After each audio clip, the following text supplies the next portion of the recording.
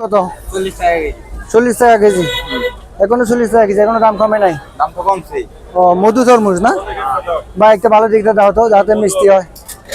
ভালো দেখে দাও।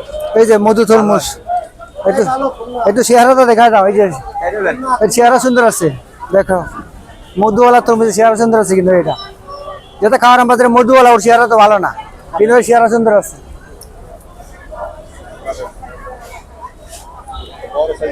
আচ্ছা খাতা লাগবো না ভাই, ময়লা হইব, দোকান নাই। খাতা দাও, মিষ্টি হবে তো, লাল হবে তো। আচ্ছা ওকে, খাতা লাগবো না, খাতা লাগবো না। আমি এবার খাটি না। না কাটলে তো ভিডিও ভালো হবে না। আচ্ছা দেন দেন, লাল টকটক হইব তাইলে ভালো হবে। দেখি। এই যে মধু মধু, একটু মুছান ভালো করে।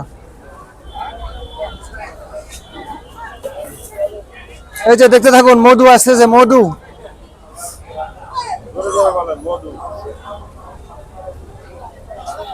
বিসমিল্লাহ বলেন। হ্যাঁ।